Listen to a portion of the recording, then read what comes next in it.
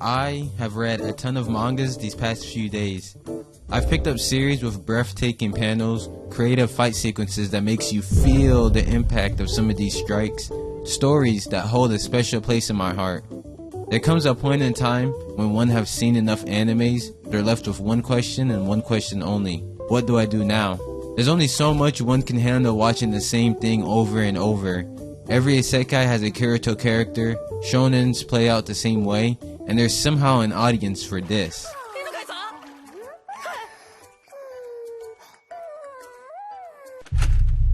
What am I watching right now? So, to escape this, you decide to pick up mangas.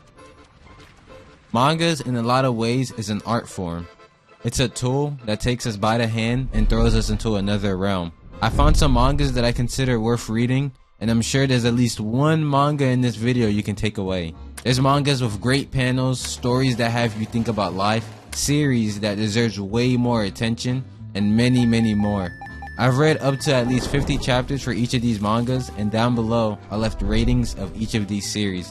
So feel free to skip ahead if you're uninterested at a given part. And if you've read or seen all of these mangas, then I don't know, touch grass maybe?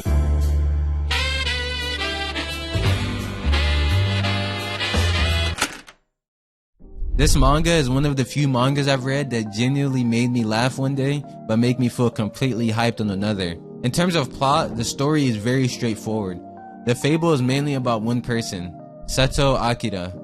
Sato is a hitman who is really good at his job. Some would even consider him a literal genius when it comes to killing. He has the ability to know if a gun is real just from looking at it. He has an insanely precise aim to the point that each of his victims' wounds are always in one of two places, to the head or to the heart. And hearing his name brings fear to the eyes of many people. After completing a routine mission, he heads back to his hideout, and it's here when we're introduced to the boss and the secondary character Yuko. During this meeting, it's revealed that over the span of 6 years, Sato has killed 71 people in total. People ranging from yakuzas to politicians, CEOs and doctors, celebrities, the list goes on.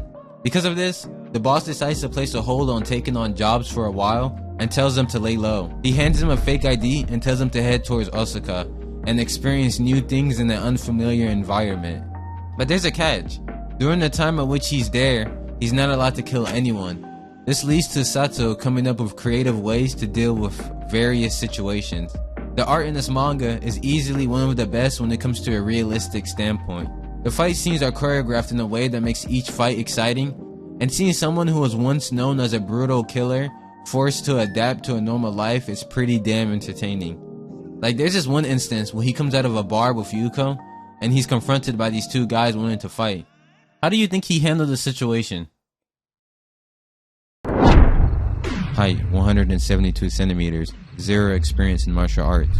A right haymaker. I'll pretend to take the punch while using my forehead, then pretend it hits. As for this pathetic roundhouse kick, I'll stab him with my elbow, brushing his right foot while pretending it hit. Seeing his first kick tells me he's experienced. Kickboxing maybe? Immediately, a high kick. I'll still let him hit me but mitigate the damage by slipping. Now I go flying, and pretend it hits. Fake the damage, left jab. I'll take this one to get a nosebleed. Now act even weaker, using tears. Look at this pitiful expression. I'm truly a professional. That's the work of a pro. Moments like these are what makes this series so great. There's also another sequence where he met the same guy at a mall, but instead of taking hits, he decides to play a game of tag. But not just any tag. He would quite literally act scared, grab their attention, then just run away for like 10 miles. And then when he realized he was outrunning them, he'll make them spot him again, scream, and repeat this process. Sato is a really relatable guy. That is, if you take away all the killing, of course. I'm Batman. Throughout the story, we see him get a job, interact with people, laugh, and even gets a pet. But when needed, he's always there to protect his friends and the people around him. This is a manga I cannot stress you enough to read. It's one of my all-time favorite series for a lot of reasons. So much so that I was seriously considering making a separate video for this series. You want a manga with funny character interactions, well drawn out panels, and a series of unpredictable characters, then give the Fable a shot.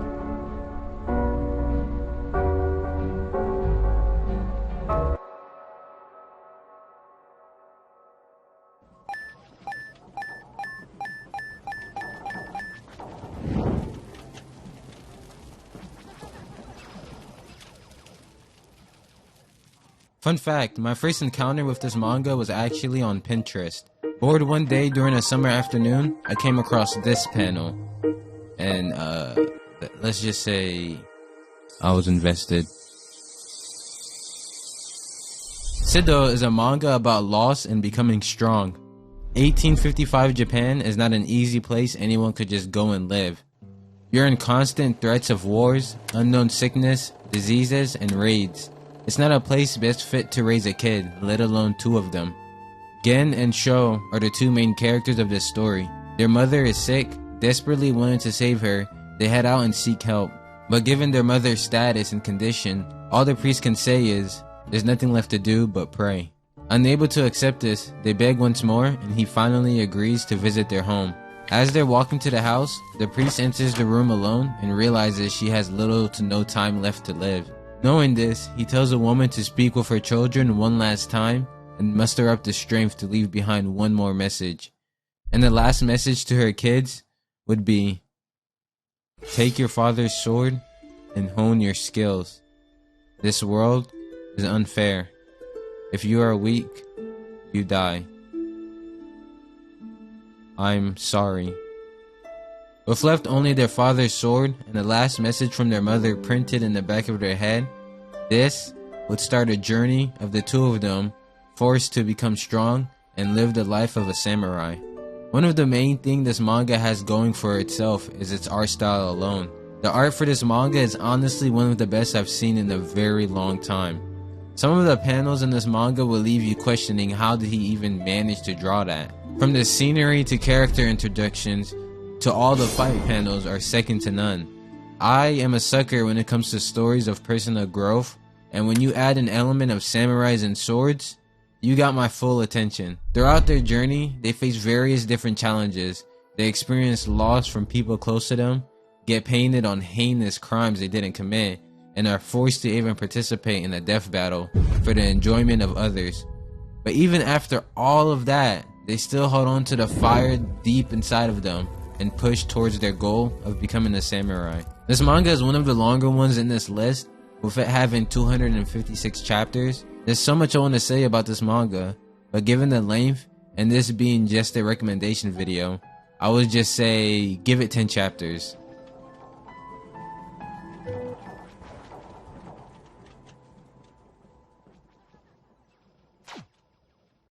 I could see a lot of you skipping out on this one based on its cover alone, but if I had to explain this manga in 2 words, then the only thing that could best summarize this series is non-stop action and violence. Tenkachi Nihoon. Yeah, I'm not even gonna try to pronounce that. The story takes place during the 1600s in the world where Oda Nobunaga ruled over all of Japan. Hearing a name like Oda might have sent chills and flashbacks to all the other series that has that name included. I mean, there's the Sekais, video games, and Demon Lords. But what if I told you he's only really present in 1 chapter?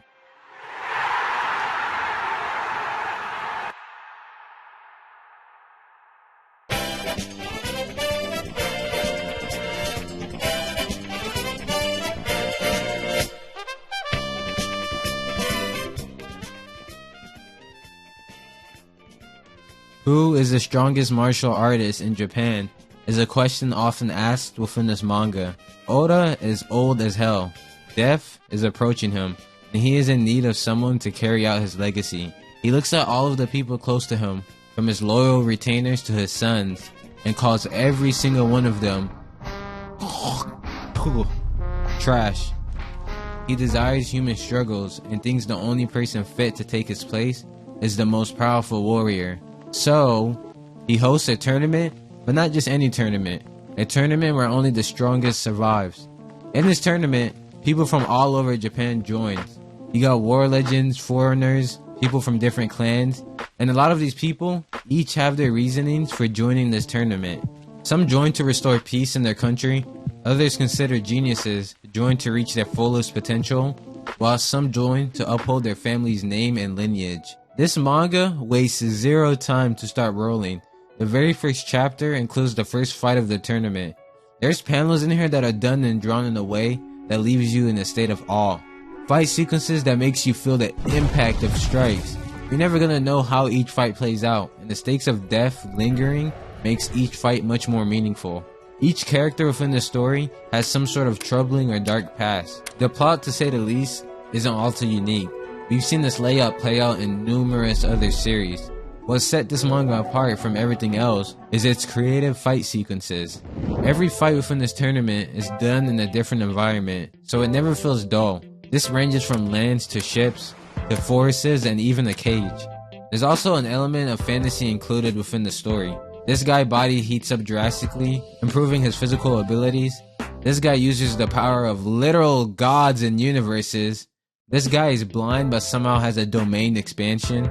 Every battle heavy story always has that one old guy who's extremely cracked for no reason.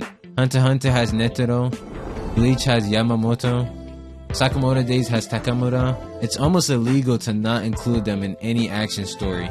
And in the case of this manga, we have Toda. Toda is a blind swordsman who is set to fight Fuma. This fight Fuma to me is one of the best fight sequences for this manga so far. A combination of their past, the reasoning for fighting, and the overall fight I found to be extremely entertaining. The quality of the art in this fight, let alone the rest, is why I think you should at least give this manga a shot. It's currently 24 chapters, so it's an extremely short read. If you want a story with some of the best drawn out spreads, good fight sequences, and a dumb but entertaining story, then I would seriously recommend you to watch this.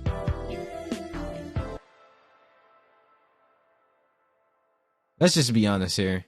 You all are going to pick this up because of her.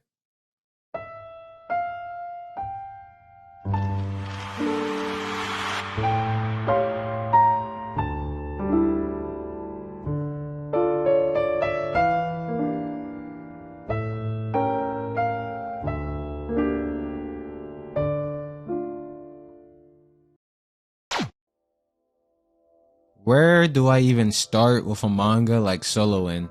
This is a manga I recently finished and picked up because of a YouTube video made from Alex. In this video, Alex made an emphasis on not knowing how to describe the feelings he felt after reading this series. To be fully honest here, it's been really hard for me to be able to come up with a script for how I feel about this manga. Like, I seriously cried by the end of it, but I'm not exactly sure how to word the feelings that it gave me. And once I've read the manga for myself, I honestly can say I feel the same way as he did. Solanin is a manga created by Inio Asano, the same guy who made Ayasumi Pun Pun. It's a story about life and moving forward from your past. A big emphasis within this story is the elements of music. The two main characters in this manga use music as a way to show and express what they're feeling. Tanada and Miko are just two young adults, lost, confused, and uncertain of their future. All they do is live day to day towards their goals. We see moments of them hanging out with friends, spending quality time with one another, and supporting each other towards their ambitions. Miko works an office job. Her coworkers suck, her boss hits on her in his spare time, and it's here when she decided she had enough and ultimately decides to quit. Tanada hasn't really gotten used to society yet himself. Throughout the story, he showed instances of wanting to pursue music, but is too afraid to act on his desires. The story gets really heavy towards the 14th chapter mark, and it's here when we see how one event can change their life in an instant. I think what makes this series so good, for me at least, is how authentic and real everything felt. To the characters' conversation, to their reactions, and the way they handle loss is all very normal. The story is extremely short, but for its time that is here, you're left with a satisfaction like no other. Seeing Miko's personal growth by the end of the series was something truly beautiful. And my short attempt to sell this work was probably bad, but even then, I would recommend you to give it a shot.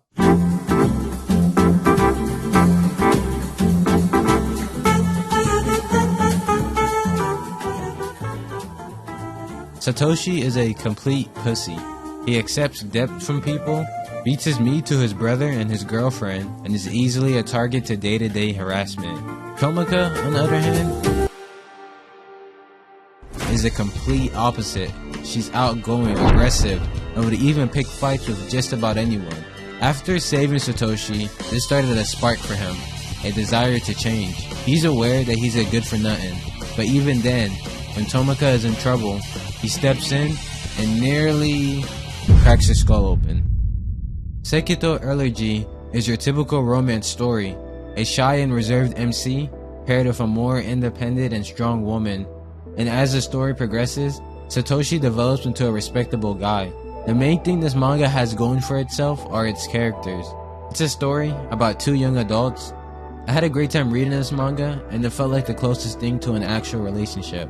I'm sure that I speak for many out there when I say that it's hard to find a romance manga or anime that truly feels relatable.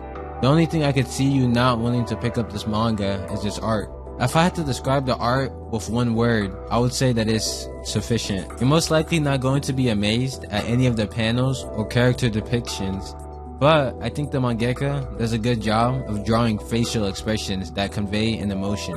I would say give this manga 5 chapters, and if you're still not feeling it, just skip on to the next.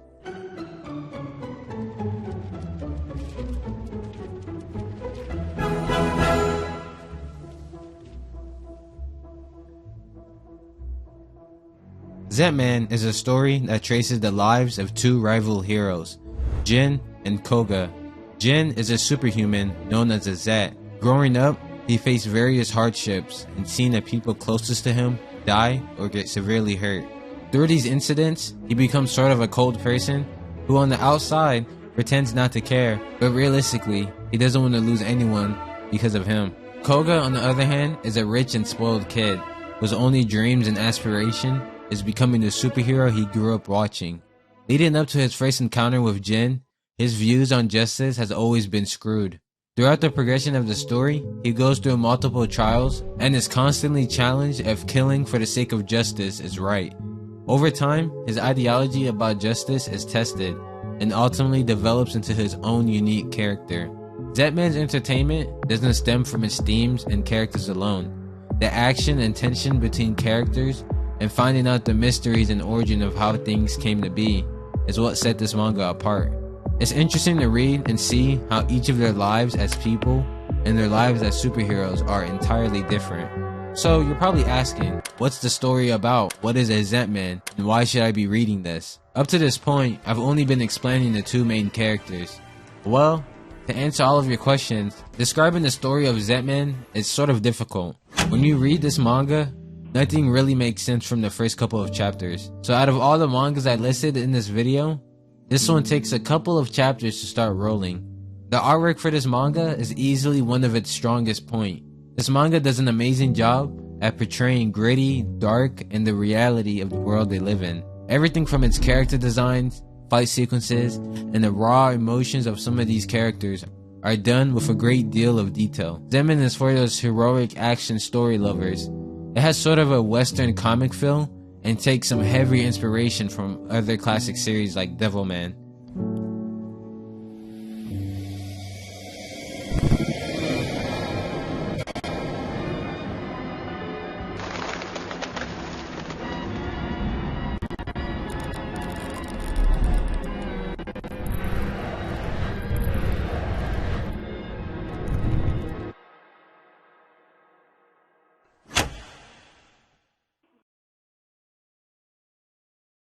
Hideout is a petrifying manga. From its dark and gritty artwork, its terror and nail-biting sequences, some of the things you see and experience here isn't for the weak stomach. What once was a loving and respectable family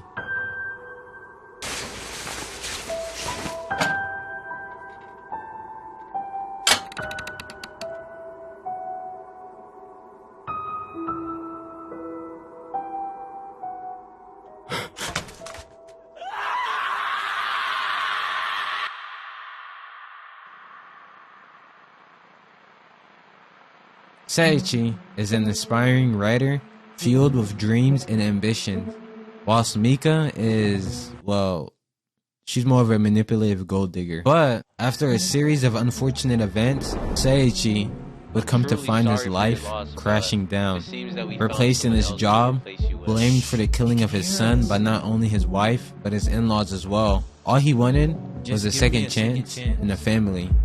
There's only so much one can take until they snap.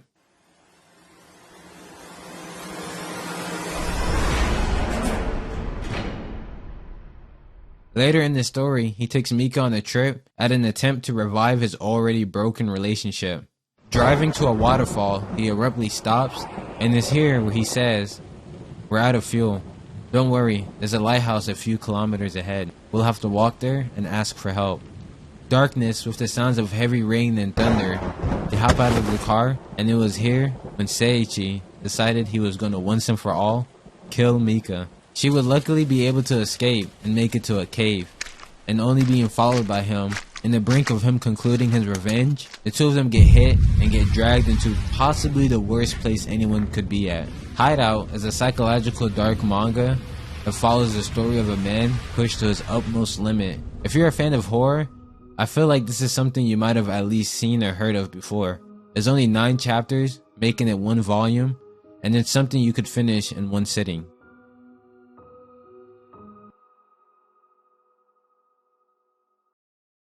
So once in a while, I like to separate myself from all the heavy action and grotesque genre of shonen and find myself reading stories that puts a more heavier emphasis on character development and life in general. That's where this manga comes into play. Kowloon Generic Romance is a manga far from being generic. From its very first chapter leading up to its current release, this manga has some of the best visuals and authentically pleasing panels I have ever seen.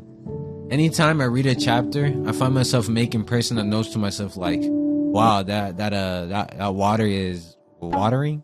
Past and current, love versus amnesia, mystery and suspense are all things incorporated within this manga. The story follows 2 characters, Kudo and Kujire. They work at a standard office job, and for the first few chapters, the story follows their day-to-day life.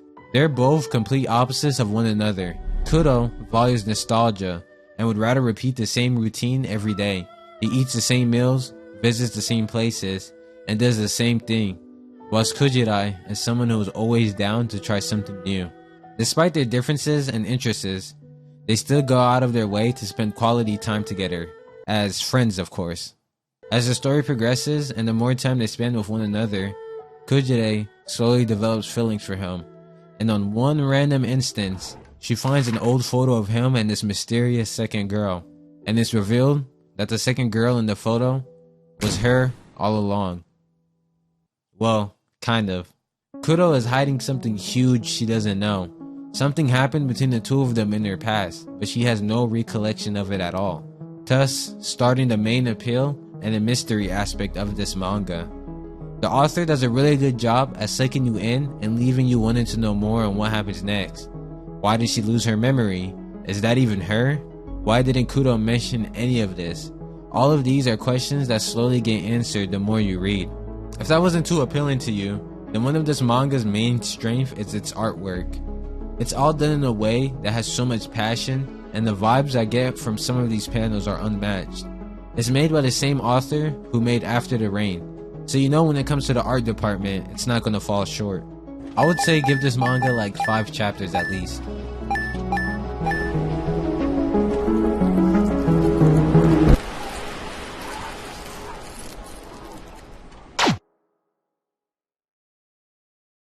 Alright, so for these last 2 mangas, I purposely left them last for 2 reasons. 1, the sheer greatness the 2 mangas are, and 2, the feelings and everlasting effect the 2 mangas left in my life. Starting with The Climber. The Climber in the beginning is like every sports manga.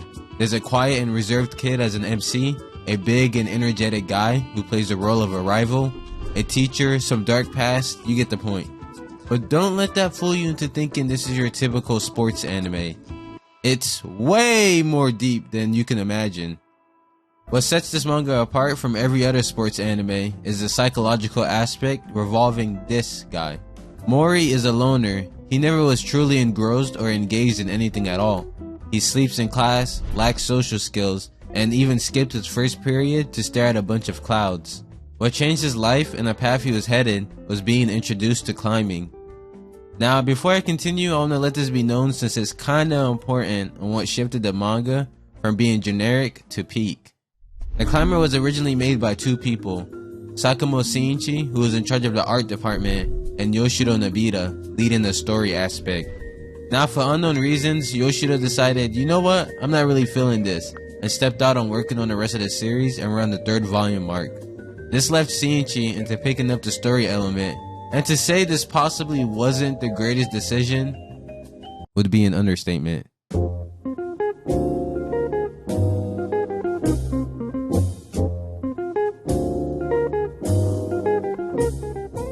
Shinichi shifted the story from a classic shonen sports anime into a more coming of age and finding yourself story. We know Mori has bad social skills. We know he prefers to stay to himself. But throughout the story, there's glimpses of him wanting to change and better himself. He's human like the rest of us, and often blames himself for a lot of things that are out of his control. I don't want to make this section too long since this video is already long enough, but if you ever found yourself struggling to relate to others, then this manga may be for you. If you felt lonely, afraid, and constantly questioned if the things you're doing today were the right choices, then give this manga a shot. When I first came across this manga, I had zero interest in rock climbing, but the journey and seeing Mori develop is something I can find myself relating to a lot. There's moments in the story that lacks dialogue, but the artwork and knowing Mori's character feels like despite there being no words, you can understand how he's feeling and thinking at any given moment. Climbing is freedom for him, and is an escape from the society he can't seem to fit into. Also, come on, if that's not enough for you, just look at the artwork. Homunculus is an interesting manga that I find myself struggling to put into words. What does it mean to be human, and who am I? Are questions Nakoshi often finds himself asking. He once was a salaryman, but now spends his days living in his car. Randomly one day, after running out of gas, he was left with 2 options. Add fuel to his car, or buy food to satisfy his current hunger. And in the process of him thinking, a mysterious man comes and offers him a deal. A chance to let go of all of his worries. A chance of getting 700,000 won. All he needed to do was be a part of his experiment. An experiment that opens your 6th sense, and the only way to achieve that is by having a hole drilled into your skull. To which he agrees.